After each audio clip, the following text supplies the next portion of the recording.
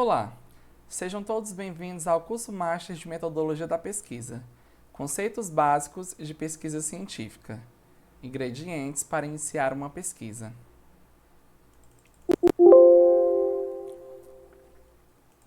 Olá, sejam todos bem-vindos ao curso Master de Metodologia da Pesquisa Científica.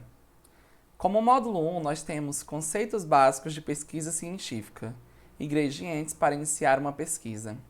Eu sou o professor Francisco Mairo Moraes Soares, enfermeiro, mestre em enfermagem e doutorando em enfermagem.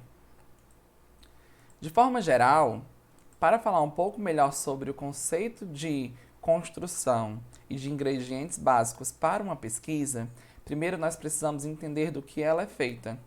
Então, para iniciar esse módulo, nós temos a anatomia da pesquisa.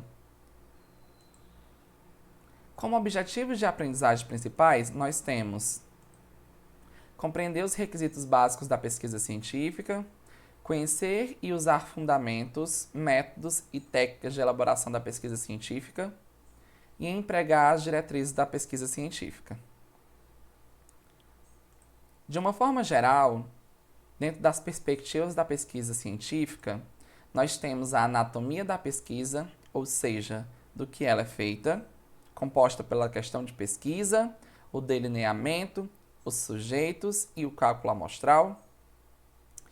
E a meta aqui é criar elementos que tornem um projeto factível, eficiente e custo-efetivo. E de forma geral, também temos a fisiologia da pesquisa, ou seja, como ela funciona.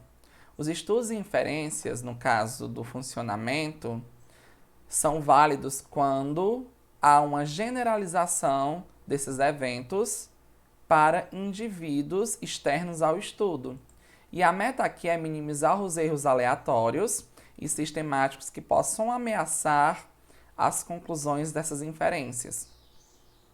Para iniciar, uma dica e uma recomendação importantíssima é que todos os termos aos quais nós ainda não temos tanto conhecimento, absoluta certeza do que significam, que comecem a ser anotados e, ao final de cada aula, possa ser pesquisado e esclarecido para que o entendimento fique ainda mais factual. Dessa forma, nós precisamos compreender que a analogia feita em relação à anatomia e fisiologia, sendo a anatomia os ingredientes que são feitos e a fisiologia como eu utilizar esses ingredientes para fazer, é como se fosse uma receita de bolo. Então a pesquisa sim é uma receita de bolo. Nós precisamos dos ingredientes, que seria a anatomia, ou seja, o que eu vou precisar para executar, e depois o como fazer, que é o funcionamento. Então, da mesma forma, quando a gente consegue fazer essa analogia, a gente consegue compreender todo o processo da necessidade da pesquisa científica, do funcionamento. A pesquisa científica, em alguns momentos, ela pode parecer difícil, mas, na verdade, é a falta de destreza que faz com que, muitas vezes, nós ainda não tenhamos total desenvoltura. Mas, com esse curso, certamente teremos uma melhor aquisição de conhecimento e, assim, executaremos de forma mais fluida todos os aspectos da pesquisa científica. Para introduzir de forma geral, a anatomia da pesquisa ela vai ser consistente com a estrutura de um projeto de pesquisa, ou seja, o meu protocolo. E como todo protocolo, vai existir um início, um meio e um fim. Esse protocolo é um plano de estudos que vai ter como principal forma ajudar, ou seja, nortear o pesquisador a organizar essa sua pesquisa, sabendo do início, do meio e do fim. Além de descrever tudo o que eu irei, enquanto pesquisador, precisar para executar a minha pesquisa. Então, de uma forma mais consubstancial, precisamos compreender que o início de uma pesquisa é uma determinação de um tema que inicialmente pode começar mais geral, mas com o tempo, com a minha maturidade, eu vou conseguindo tornar ela mais específica, mais objetiva e mais factível. Desse modo, para iniciar nossa pesquisa, nós precisamos ter uma indagação, um problema que vai consistir na nossa questão de pesquisa. E a questão de pesquisa é exatamente o objetivo do estudo. É a incerteza que o pesquisador deseja resolver. É aquilo que ainda tem na literatura, mas que não há resposta. Ou se há uma resposta, ela é muito incipiente, ou seja, muito inicial, sem tantas sustentações teóricas. E aí, uma questão de pesquisa, ela parte de uma preocupação geral que precisa ser reduzida a um tópico concreto e factível de ser estudado. Trazemos agora um exemplo. As pessoas precisam comer mais peixe? E aí você se pergunta, como assim? Porque ela está muito geral. Por que as pessoas precisam comer mais peixe? O que é que o peixe faz para que as pessoas o comam? É só porque ele é gostoso? Ah, é porque ele é bom para a saúde? Ah, porque ele vai trazer mais inteligência? Então, eu preciso compreender todo o fenômeno ao qual eu estou me propondo. Independente da sua área de pesquisa, quando você for pesquisar, você vai começar num tema bem geral e depois você vai objetivar cada etapa desse contexto de nortear a condução da sua pesquisa. Vamos dar exemplos mais factuais, vamos dar exemplos mais robustos. Então vamos objetivar uma questão de pesquisa. Lá era as pessoas precisam comer mais peixe. Olha a diferença para esse. Com que frequência os norte-americanos comem peixe? Aqui nós já temos todo um contexto diferente. Lá era as pessoas precisam comer mais peixe, mas aqui eu estou perguntando qual é a frequência com qual os norte-americanos comem peixe. É uma vez por semana? É 2 vezes? É 3 vezes? É 5 vezes por mês? Qual é essa frequência? Como funciona? Vamos deixar ainda mais objetiva? Comer peixe diminui o risco de desenvolver doença cardiovascular? Então, eu já tenho uma associação. Eu aí pressuponho que se eu comer peixe, eu posso diminuir o risco de uma doença cardiovascular. Ou seja, a literatura pode evidenciar para nós, pesquisadores, que existe já uma relação de pessoas que comeram peixe e não desenvolveram doenças cardiovasculares. Entretanto, ainda não há uma prova, certo, que sustente essa afirmação. E eu, enquanto pesquisador, vou executar essa pesquisa para ver se é ou não real. Ou seja, o que aconteceu naquele estudo é capaz de generalizar para outros públicos do contexto da pesquisa. Tá certo? Então, isso aqui são exemplos.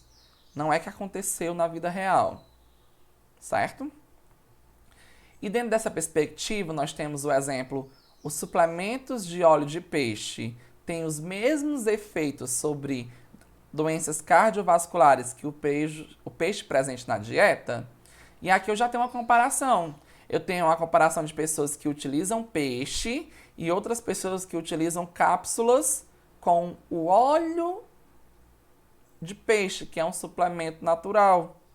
E aí eu faço a comparação de quem come o peixe, propriamente dito, e quem utiliza esse suplemento e se ele tem ou não um desfecho que pode ou não ser favorável dentro das doenças cardiovasculares. Então, olha como eu comecei a minha pesquisa, que começou lá no as pessoas precisam comer mais peixe, e aqui eu já trago uma associação objetiva do que eu me proponho enquanto pesquisador. Ah, parece fácil quando eu estou em processo de aprendizagem, mas será que é fácil mesmo? Não, pessoal, não é fácil. Porque leva um tempo para que nós possamos ter a maturidade. É por isso que hoje nós iremos ter algumas dicas que serão essenciais para a condução da pesquisa.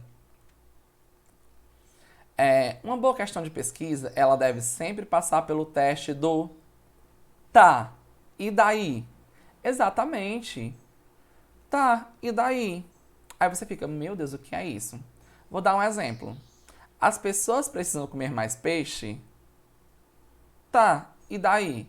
E daí que saíram estudos que se as pessoas comem mais peixe, elas têm menores riscos de desenvolver doenças cardiovasculares. Tá, e daí? E daí que se as pessoas comerem peixe com uma certa frequência, elas podem não vir a desenvolver doenças cardiovasculares. Tá, e daí? E daí que eu posso fazer uma comparação das pessoas que comem peixe e das pessoas que tomam suplemento do óleo de peixe. Ou seja, eu introduzi todas as perguntas objetivas passando pelo teste do tá, e daí? Porque uma boa questão, ela deve contribuir para o nosso estado de conhecimento. Ou seja, boas questões de pesquisa, elas precisam contribuir para o que já se sabe sobre aquela temática. Ou seja, elas precisam conhecer outras vertentes que ainda não foram exploradas e publicá-las. Existe um editorial em uma grande revista científica que ela fala que grande parte das pesquisas elas são apenas réplicas de outras pesquisas anteriores, mas que não agregam nenhuma necessidade ou novidade para a prática. Então é por isso que nós precisamos desenvolver boas questões de pesquisas para assim colocar em prática o que de fato nos é proposto, tá certo? E para definir uma boa questão de pesquisa, ela precisa reunir 5 características essenciais do acrônimo FINER. E aí eu peço que você foque bem nesse contexto e frise, porque esse acrônimo ele vai determinar uma melhor forma de formular uma questão de pesquisa. Então, como um bom acrônimo, o F ele traz consigo factível, ou seja, sim, eu posso executar aquele estudo. Uma boa questão de pesquisa, ela precisa não começar morta. Há projetos de pesquisa, há questões de estudo que já começam mortas. Mortas, mas como assim, professor? Bom, você quer investigar casos de ansiedade em estudantes do primeiro semestre do mundo todo. Isso é factível? Até pode ser, mas vai levar tanto tempo, vai demandar tanto trabalho e talvez os resultados nem sejam tão relevantes que esse projeto já se encontra morto desde o início. Agora, se você quer conhecer o desempenho dos estudantes de uma determinada região ou de um determinado curso, utilizando uma metodologia ativa como intervenção para evitar a ansiedade, aí já seria uma pesquisa factível, uma pesquisa que seria palpável de ser feita. Ou seja, primeiro de tudo, para eu formular essa questão, ela precisa ser uma questão factível, ou seja, que ela possa ser feita, tá bom? Que ela seja passiva de execução. Outro ponto é o I, que faz o FI, que é interessante. Então, essa pesquisa ela precisa ser interessante, ela precisa trazer dados que queiram ser lidos por outros pesquisadores. Ou seja, ela precisa apresentar um interesse comum com uma novidade, que é o N de novo, inovador, certo? Original. E aí, pessoal, dentro dessa perspectiva, uma das coisas que as pessoas se confundem muito é: eu vou fazer uma pesquisa, eu vou fazer um estudo, e aí esse meu estudo ele vai trazer uma perspectiva de sempre ser algo novo, que ninguém nunca estudou. Não, pessoal. Esse o principal problema. É que as pessoas querem trazer coisas tão surreais que acabam não se adequando à realidade. Mas dentro desse contexto, o que é que se percebe? Que na literatura eu preciso ler muito, eu preciso estudar sobre a minha temática para assim compreender o que eu, enquanto pesquisador, precisarei estudar. E aí, quanto mais eu leio, mais eu consigo achar atributos que vão ajudar numa nova vertente, num novo contexto de pesquisa. Ou seja, eu posso escolher um tema já muito trabalhado, mas que ainda existe uma lacuna do conhecimento que não foi respondida. E isso se torna novo, original e inovador. Mas é de um tema já trabalhado. Ou seja, novo, inovador e original não traz como pressuposto para ser uma ideia nunca trabalhada. Eu não estou falando de forma inédita, ineditismo. Eu estou falando sobre ser novo. Tá certo? Não sobre ser inédito. E depois é de ético. Então, todo estudo precisa ser ético, precisa passar pela sustentação ética, precisa respeitar a ética. Nós vamos ter uma aula de ética também neste curso. E, por fim, ele precisa ser relevante. Então, qual é a relevância da minha pesquisa? Vamos dar um retrozinho aí e relembrar. Que a gente falou que quanto mais objetivarmos a questão de pesquisa, mais tranquilo será a condução desta, não é isso? E aí, quando ela passa pelo teste do tá e daí, aí eu consigo de fato saber que ela é importante. Então, vamos trazer a relevância para esse tá e daí? As pessoas precisam comer mais peixe? Tá, e daí? E daí que estudos dizem que se as pessoas comem mais peixe, elas podem diminuir os riscos de doenças cardiovasculares. Show! Montei minha questão de pesquisa. Comer peixe diminui o risco de doenças cardiovasculares? E aí eu passo pelo tá e daí? Então vou deixar mais objetivo. Comer peixe 3 vezes por semana diminui o risco de doenças cardiovasculares? A literatura me mostra que comer peixe diminui, sim, o risco de doenças cardiovasculares. Mas com qual frequência eu preciso comer esses peixes? Qual é o nível de segurança? Essa é a relevância do meu estudo. A relevância do meu estudo é que eu vou buscar responder a frequência que eu preciso comer peixe para diminuir os riscos cardiovasculares. Tá certo? Ou seja, a relevância do meu estudo é trazer um contexto novo para algo já trabalhado. E algumas dicas de aspectos de pesquisa é dentro desse contexto a relevância. E aí a relevância, ela é a parte do projeto que mostra como esse estudo ele vai se inserir num contexto maior. E assim você vai apresentar a sua justificativa de estudo. Você justifica seu estudo dizendo que, se você sabe qual é a frequência que as pessoas precisam comer peixe, você consegue trabalhar na necessidade real dessas pessoas. Ou seja, o que se sabe sobre o tema? Por que a questão é importante? Outra forma importante é: essa parte apresenta pesquisas relevantes que indicam problemas e questões pendentes? Que respostas o estudo fornecerá? Então, tudo isso a gente já está respondendo conforme os exemplos que nós já demos.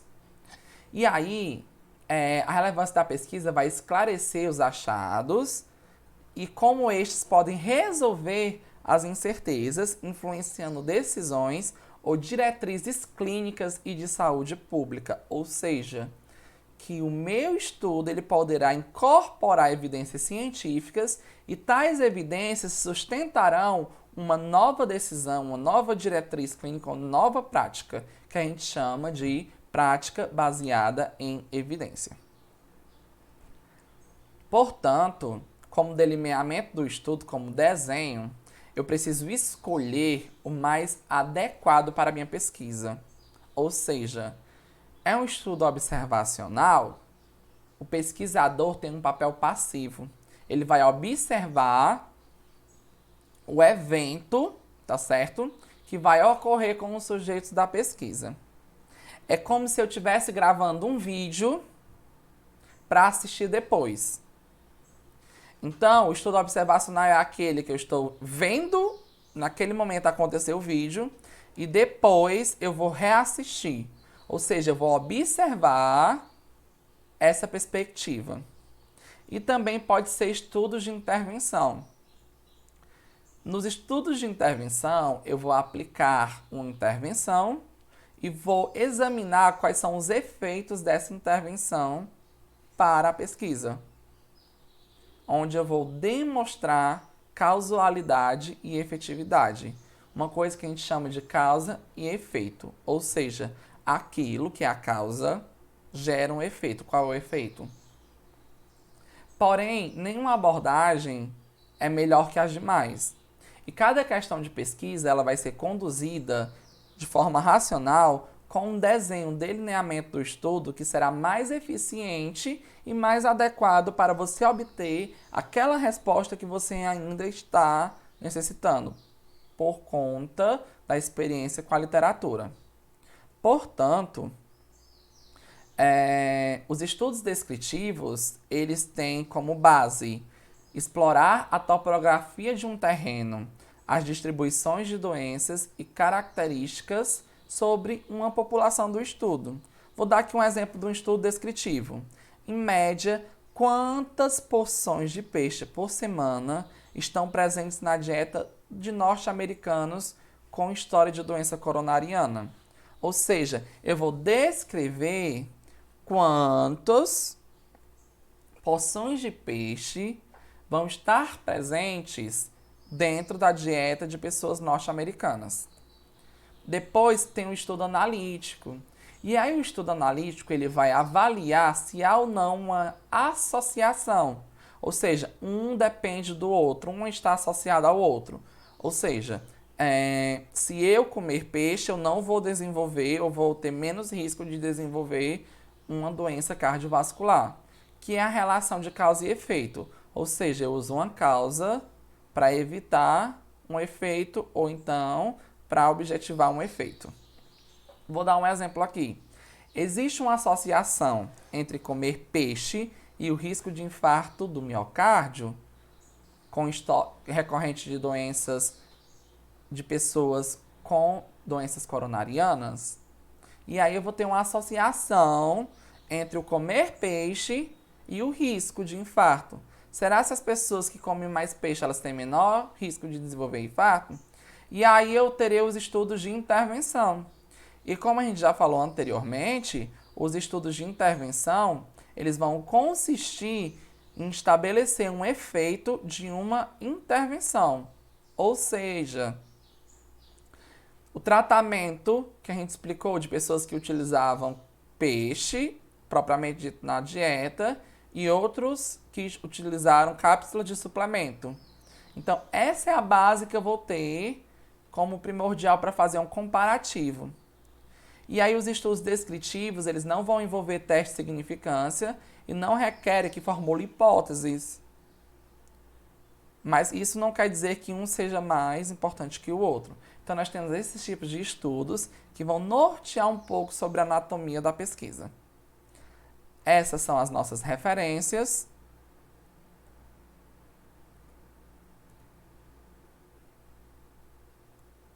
Obrigado.